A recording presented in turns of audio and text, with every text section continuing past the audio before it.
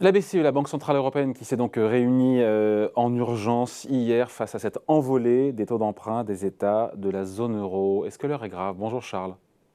Bonjour David, bonjour tout le Charles monde. Sana, fondateur du site Insolentiae. Alors on se dit que pour que la BCE décide comme ça, de manière impromptue, à l'improviste, au débeauté en urgence d'un conseil des gouverneurs comme ça, du jour au lendemain, c'est qu'a priori il y avait un peu le feu au lac.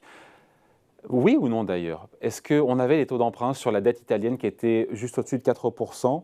Ça la rendait vraiment insupportable. Il fallait réagir, même s'il n'y a pas eu de, on le verra bien, il n'y a pas eu de décision forte annoncée. Mais voilà, il fallait qu'elle montre qu'elle prenait à bras le corps cette question.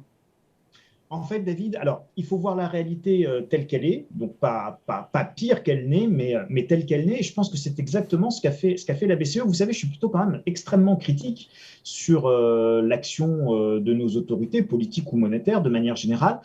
Pour le coup, soyons parfaitement objectifs, et puis l'affirmation que je vais vous donner là, je vais essayer de l'argumenter, mais je pense que ce qui a été fait par la BCE est plutôt bien. Alors, on en avait déjà parlé dans une émission précédente sur ce qu'avait dit Christine Lagarde, qui avait très bien décrit un certain nombre de risques dans un petit papier qu'elle avait écrit il y a quelques semaines. Et ce que fait la BCE aujourd'hui, c'est pour ne pas répéter les erreurs de ce qui avait été fait en 2009, 2010 et 2011 pour se terminer en 2012. Alors, je vais juste faire un tout petit peu d'histoire, David, pour justifier mon affirmation qui consiste à dire que c'est plutôt pas mal ce que fait la BCE aujourd'hui. On est en 2009, on est en décembre 2009, et en décembre 2009, je ne sais plus si c'est Standard Poor's ou c'est une grande agence de notation qui dégrade pour la première fois la notation souveraine de la Grèce. D'accord? Donc on est en fin 2009. Et de fin 2009 au 25 juillet 2012, ça va quasiment durer 3 ans la plaisanterie, on va se faire peur avec l'explosion de la zone euro, avec la fragmentation de la zone euro, avec ce qui restera dans l'histoire économique comme la crise des dettes souveraines de la zone euro.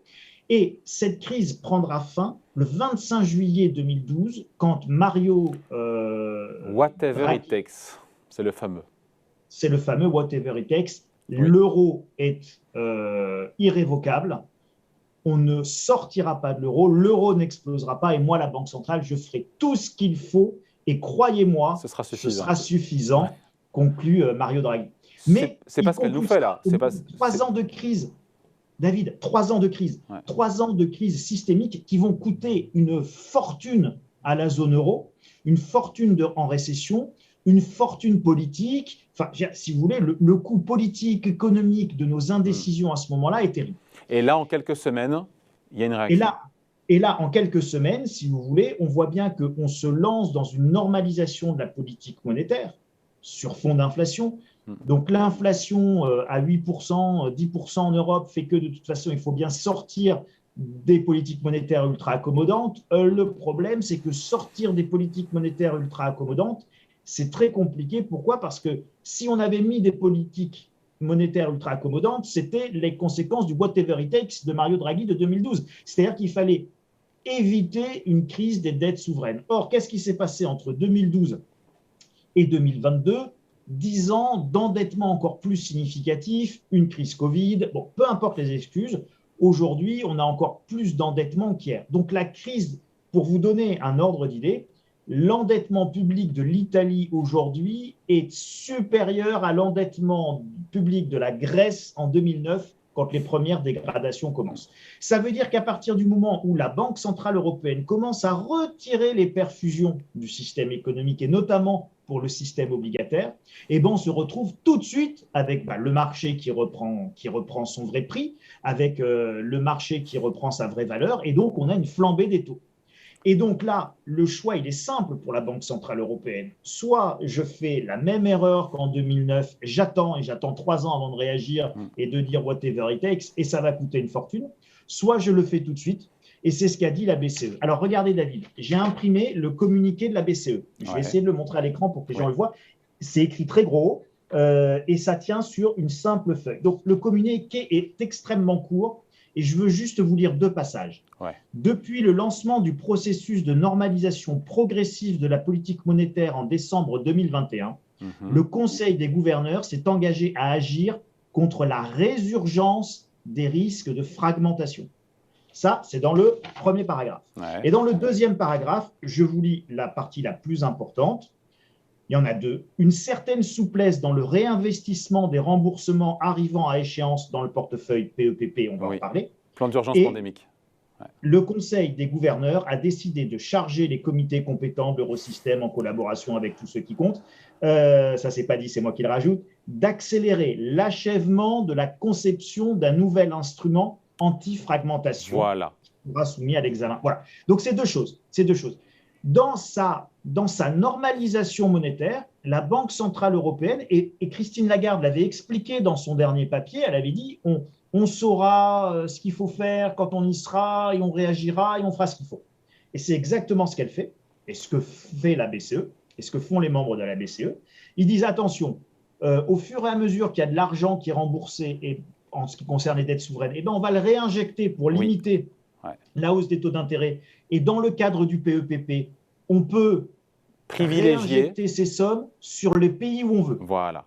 D'accord ? Donc, si c'est l'Italie qui souffre, on va racheter plus de dettes italiennes. Si demain c'est l'Espagne, on rachètera plus de dettes espagnoles grâce au PEPP.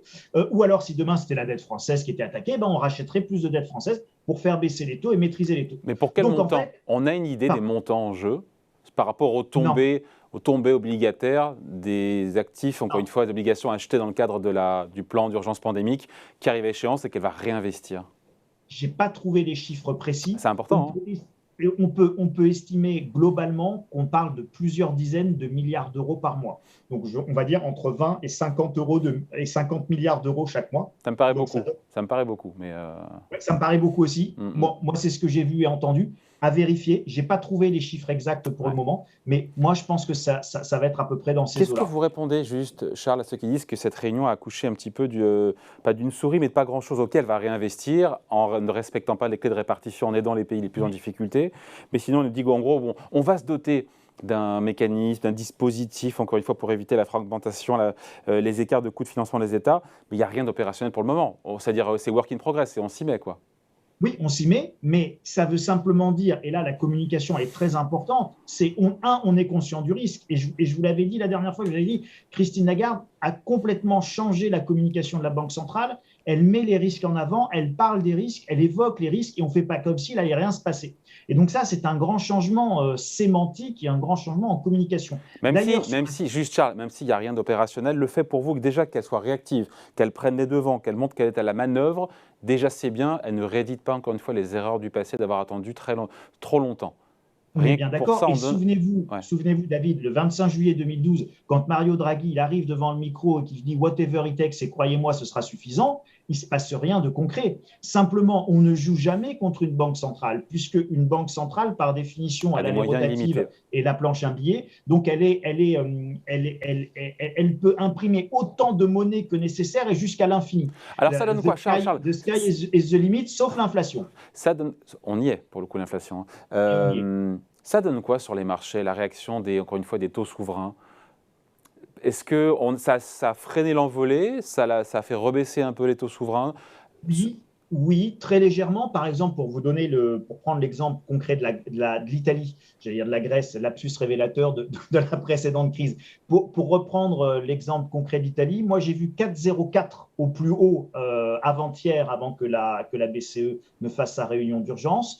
On est redescendu sous les 4% pour le 10 ans italien. On est à 3,94. Enfin bon, entre 3,94 et 4,04, on ne peut pas dire que la baisse soit franche et massive. On est à 2,40. Ça rejoint ce que vous disiez, c'est que concrètement, pour le moment, il n'y a rien d'opérationnel. Donc les marchés vont rester quand même très tendus jusqu'à ce que la BCE se soit dotée d'outils qui soient suffisamment dissuasifs et suffisamment crédibles. Là, on parle vraiment de dissuasion, non pas nucléaire, mais économique et monétaire. Et cette dissuasion monétaire, elle doit être suffisamment crédible et cohérente pour que les marchés sachent bien que de toute façon, il n'y aura pas fragmentation de la zone euro parce qu'on continuera à agir sur les taux. Donc, il n'y aura pas de nouvelle crise financière en zone euro, de dette souveraine, un remake de 2010, 2011, 2012, pour vous, est exclu quand on voit la réaction de la BCE ? C'est pas exclu, David. En fait, je pense même qu'il va y avoir un remake, mais la saison 2 va être beaucoup moins passionnante que la saison 1. D'abord parce qu'il y aura beaucoup moins d'épisodes. Ensuite, ça va durer beaucoup moins longtemps. Ça va être beaucoup moins stressant. Le scénario va être un peu moins bon. Pourquoi je vous dis ça? Tout simplement parce que comme la BCE a déjà commencé à réagir, en fait, les marchés vont tester évidemment la détermination de la BCE. La BCE montrera sa détermination très rapidement. Donc, on va avoir une crise sifflera de à la la fin de la zone partie. euro, mais ça sera une crise beaucoup plus courte a priori, beaucoup moins paroxystique et beaucoup moins anxiogène que ce qu'il y avait avant et que ce qu'il y avait eu de 2009 à 2012. Attention David, ce que je vous dis là est sous réserve qu'il n'y ait pas de psychodrame politique. C'est-à-dire qu'encore une fois, l'économie est avant tout une croyance imaginaire et l'Europe et la construction européenne, c'est avant tout une construction qui est une fiction imaginaire. On dirait qu'on aurait un État qui s'appellerait l'Union européenne, qui serait fédéral et on serait tous ensemble, on aurait une monnaie commune. Ce sont des croyances partagées. Si ces croyances sont partagées, eh bien, ça peut continuer à avancer. Si elles sont suffisamment partagées, ça peut continuer à se développer. Et puis, si jamais à un moment donné, vous avez d'autres types de tensions qui sont des tensions vraiment politiques de est-ce qu'on a envie de continuer à partager un avenir commun? Est-ce qu'on a envie de continuer à mutualiser une monnaie? Est-ce qu'on a envie? Donc là, ce sont des vraies questions. Est-ce qu'on a envie de mutualiser, moi l'allemand, est-ce que je veux être comptable du déficit du grec, moi le néerlandais ou moi l'autrichien Mais qui gère bien nos finances? on n'en est plus là aujourd'hui, puisque dans la crise sanitaire, on a émis encore une fois une dette commune. Enfin voilà, on a quand même l'Europe Oui, a enfin, progressé. non, mais c'est complètement marginal, Oui, mais David. c'est une brèche qui est ouverte. C'est une brèche qui est ouverte. Et donc, toute la question, et ça, vous avez tout à fait raison de le soulever, et toute la question est de savoir si cette brèche va être exploitée, si ça va se développer, si on va aller vers encore plus d'Europe, vers le grand saut fédéral, vers un budget commun, vers un impôt européen, vers des ressources propres pour l'Union Ou européenne pas. qui pourra lever des dettes, Ou pas. etc., etc. Et donc, ou pas. Voilà. Et donc, ça, si vous voulez, c'est là le nœud pour anticiper une crise des dettes souveraines. En réalité, ce qu'il faut essayer de comprendre, c'est est-ce qu'on va avoir une crise de la gouvernance et une crise politique. C'est le vrai sujet, il est là. On est dans un sujet qui est en fait fondamentalement même plus économique, il est profondément politique. Et à cela s'ajoute quand même quelque chose de fondamental, David, qu'on ne peut pas exclure de l'équation, qui est évidemment la guerre en Ukraine. Le fait qu'au moment où nous parlons, les exportations russes de gaz vers l'Europe ont baissé de plus de 60%.